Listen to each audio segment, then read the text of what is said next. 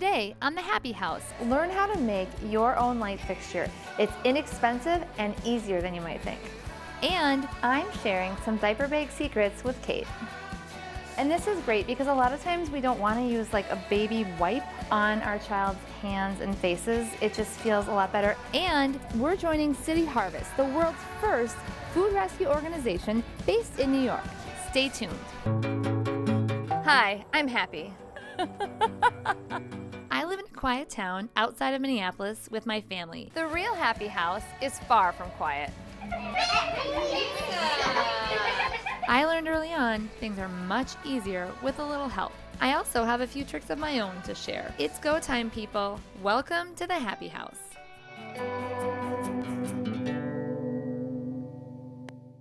Lighting is a key element of every room, but can be very expensive. I am here with Rana, and she's going to show me how to make my own really cool light fixtures. I am. I have been seeing this trend a lot where it's like almost like repurposed glass or containers or vessels, and it's expensive, Rana. Very expensive. I'm on a budget. You know what? I love to hear that because I love to come up with ideas on how to repurpose things that we have, save a little money along the way, and get a quick facelift. And so when you showed me that, I just thought to myself, you know what? We can do better. We don't have to pay the big price tag. And I went in my closet and I found several old flower vases, cookie jars. So I don't want to hurt your feelings. This is pretty much the ugliest thing I've seen in a really long time. I know it is as that, but if you take this off, Yeah. flip it over, and now it's really not too far away from a lot of the light fixtures that we're seeing. There's those ugly green vases too, that when you look at it as a flower vase, it doesn't do much for you. No. But if you flip it over and imagine it hanging from a fixture, Yes. it just gets a completely different feeling. We've got some vessels here. How do we get started with this? All right, so the big thing is you have to get the proper drill bit. Okay. All right, so when you're going through glass, you can't just use a normal, everyday going through wood drill bit. So there is one out there. I grabbed a 1/2 inch. It's for ceramic tile and glass. It does work. It doesn't shatter the glass, but I'm going to let you know that it takes at least 5 to 10 minutes of drilling constantly to get this to go through thicker glass. If you have a thinner piece, it won't take as long, so don't get dismayed. Okay. But you'll need a drill bit, a Okay. ceramic or glass drill bit. So you have one that you've already started, and then we're going to wire it into the ceiling. Right, But so just to give an idea. everybody an idea of what's going to be happening, this looks so glorious. You have this beautiful Edison light bulb in here, but what if I have something like this? Worries me that it would get too hot. I would go ahead and just get an LED bulb. Those never get too hot where you can't touch them. Okay.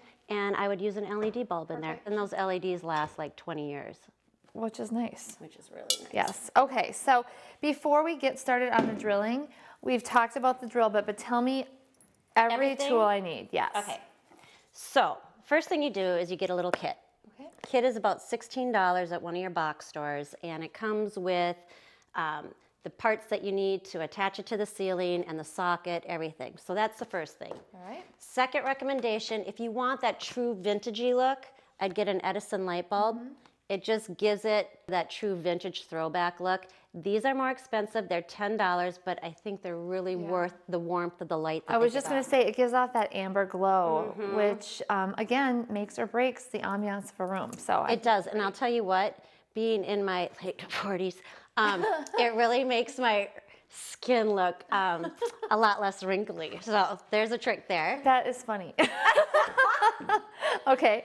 Okay, so then I grab plumber's putty because I have it. I do all kinds of projects, but you can use Play-Doh. You can use Clay, modeling clay. Yep, Okay. yep. So that and tape to market, tape measure, pencil. You don't even need the spray, but if you look on this particular light socket, this part that hangs down is white, and it kind of bugged me. So first things first, let's use that vase. Okay. And the first thing I would do is I would just get an approximate measure of where the center is. So let's stick a piece of tape up there. And what's the tape for? because I can't mark with pencil on glass, but I can do it on tape. So I go approximately, that should be in the center area. Okay, so now go 2 ways, 5 1/2, which is 2 3/4. All right. I'll put it right here. And now let's go 2 3/4 this way. Okay, so center is right about here. Yep.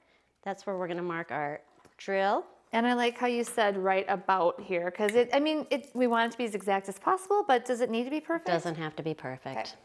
So then after we do that, here's this little trick. Okay, so when you're drilling for 10 minutes, drill bit gets hot, right? So to keep it cool, and things tend to cut better through glass and tile if you keep it wet.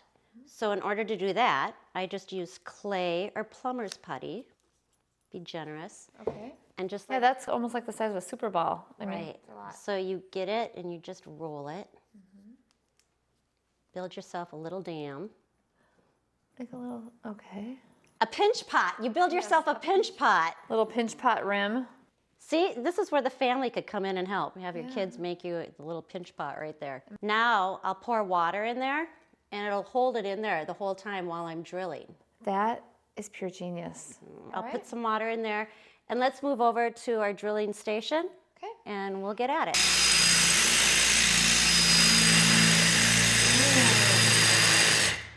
So now that we've drilled the hole, and remember when you're drilling the hole, don't apply too much pressure because if you do, you could potentially that didn't work so good that time. Break through the glass. So just even steady Okay. for future reference. We're opening our light kit, and when you do, it comes looking something a little like this, all right? What is all this? Well, this right here is the part that attaches to the ceiling. Okay. So it goes up like this. This, we are going to remove so we can run our cord through our hole. Got it. So you need a little flat screwdriver. Right up here, there's a handy dandy little screw that holds that wire in. Can I do that? I was like, can we do that with our hand? No, you can. All right, hold on to that guy. Yes. And This now is my job. I have to have a job. Okay. you can hold on to that part too. 2 jobs. Now we've got this guy, and remember, we spray paint him to make him match. But here you go. And you got it? Yep. Pull it through. I'm doing 3 jobs now. You are a multitasker. All right, so now he's in, and screw our light bulb in. And then what we'll do is that piece that we took off of the top, Yes. you kind of want to gauge how high or how low you want your light to hang. Got it. And once you do, you just cut your cord to length and then run it back through this way. And then it put up. this screw on it it. in. To, Yep. And we run it right through like this after it's in. Yep. Same way we took it out. And anchor it down. All right. I want to see this installed. All right. Let's do it. Let's do it.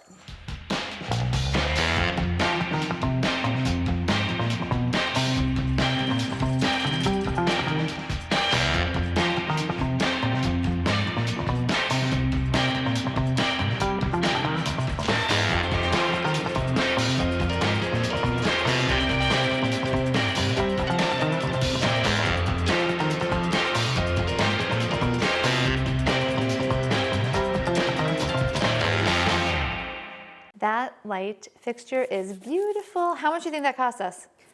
$15 for the cord, free for the glass, $10 for the drill bit, all in, $25, $30, under $30. That is so great. Thank you so much for You're teaching me that. Love it. Coming up next on the Happy House, I'm sharing some diaper bag secrets with Kate.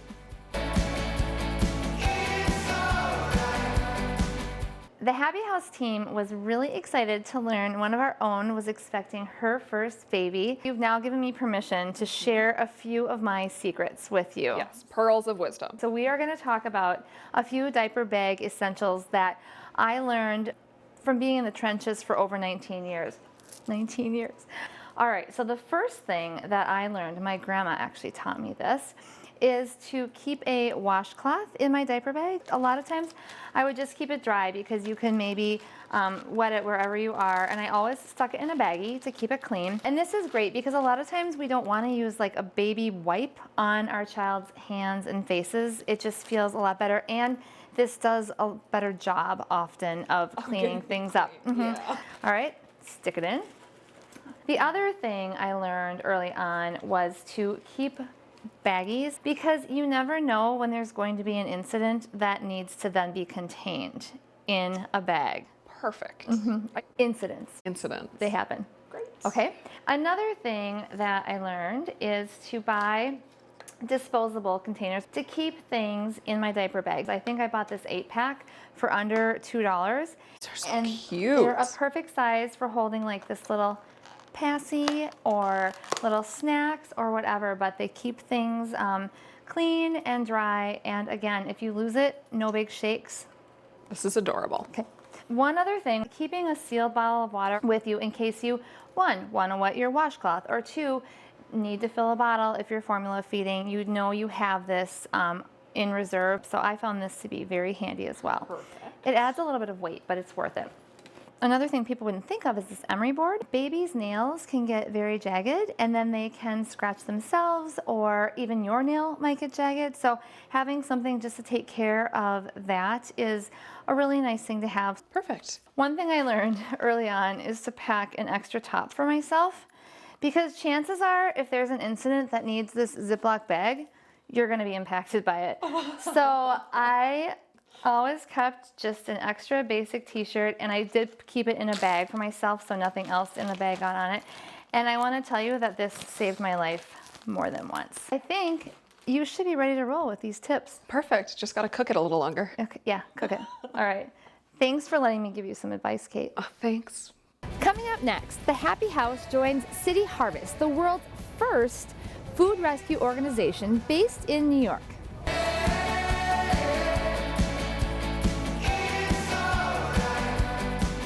The Happi House is joining City Harvest today. It's a New York-based food rescue organization, actually the world's first. We are going to follow them along on a typical day of food rescue and then distribution.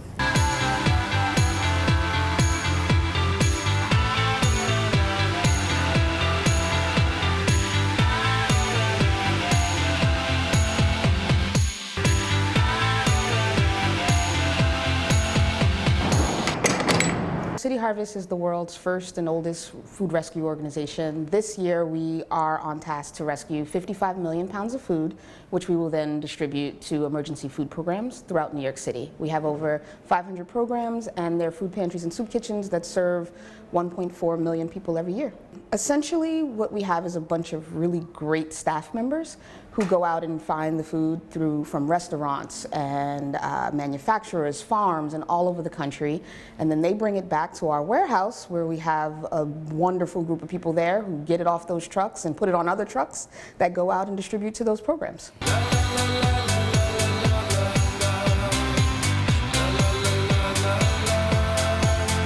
Can you tell me how you became involved with this program? When I started Silver Moon Bakery, I wanted to also be able to satisfy our customers, but also to be able to help the people who really need and can't afford bread, which is the staff of life. How much bread do you donate each week? I would say we donate between 150 and 250 pounds of bread a week, which is a lot of bread for us because we're a teeny tiny bakery. Yes.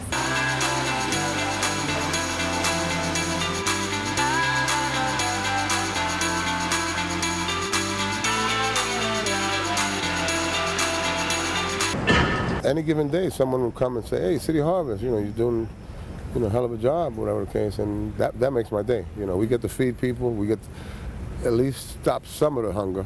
You know what I mean? And How much food do you pick up every day? oh wow, we give out like 150,000 pounds a day. I'm sorry, did you say 150,000 pounds of food a day? Yes, we have a lot of trucks, so yeah, a day we give out. Yeah. That's a lot of food. Oh yeah, yeah. Food. I've always heard of the hunger, but I've never seen it until I've been on firsthand. And we do a lot. We do a lot. We try, we're making a dent. You do good work. It's much more for us to do, but we're making a dent. Yep. You know what I mean? So. After all the donations are picked up, they're delivered to places just like this, Broadway Community Church, which has a soup kitchen. Lots of people then receive nourishing and healthy meals.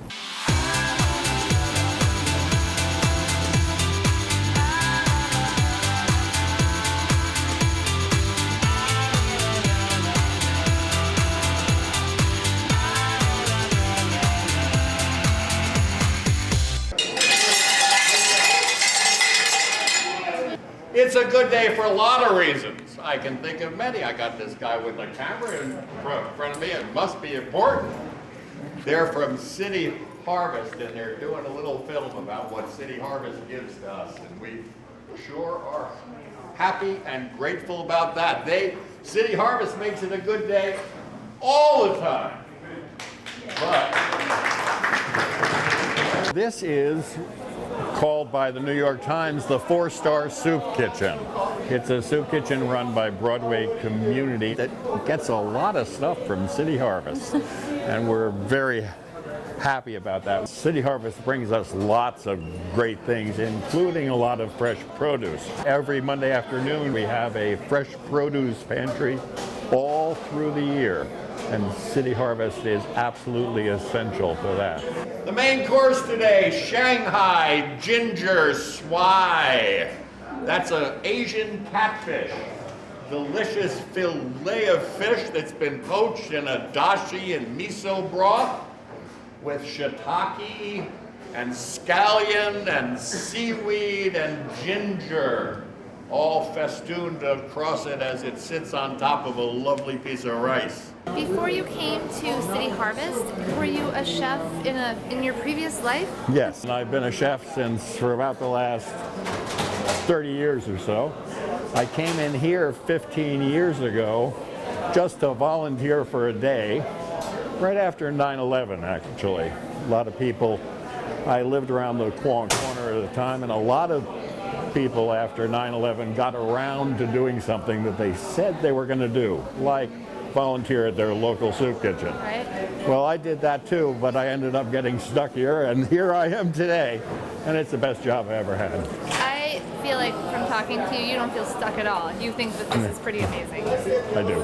And for dessert, apricot, banana, parfait. When I first came, about 3/4 of the people that walked in our doors had been born poor. They were poor, they had been born poor, they grew up poor, they were poor. Today, 3/4 of the people that walk in this door today were not born poor. They were born middle class, straightforward, and something happened. So these are us. These are not somebody else.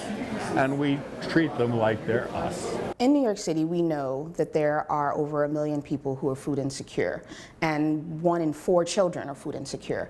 And the interesting thing about New York City is it's the type of hunger that we're facing is these are middle class people or working people who have jobs and have, access to resources, but New York is expensive. Mm-hmm. And so sometimes it means choosing between the rent and food. It may mean a mom is feeding her kids 3 meals, but she's only having 1. Okay. It may mean, skipping lunch and things of that nature. And so that's why City Harvest is committed to not just providing food, but providing healthy foods, because that may also be the option. The option may be to buy a less healthy option because it's cheaper.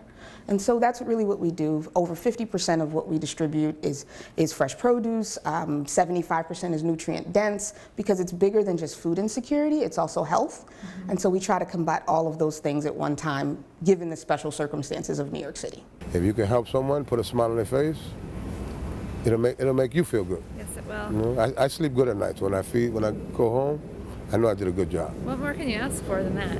That's right.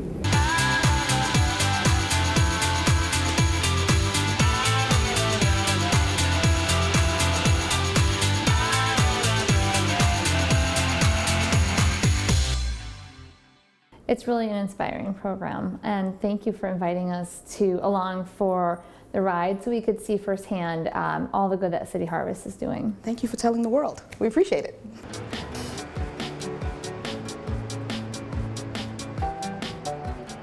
I've always wanted to visit the Empire State Building. I'm here today and I'm really excited to see the amazing view of New York City. It looks a little dicey out there. I'm hearing it's the windiest it's been in a very long time. But I'm gonna do it. Let's go. Woo!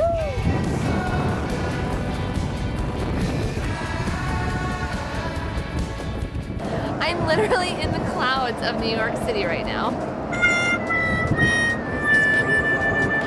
Oh look, turn here to clear vision. Maybe this will help me see a little bit further. It doesn't seem to be working. Now I could see something. There's Macy's down there. Maybe I should head in there for the afternoon. The view isn't quite what I expected due to the conditions, but I'm still at this amazing monument in New York City, way above the ground. Bucket list item, check. Mission accomplished, but I'm gonna need to come back for a better view next time.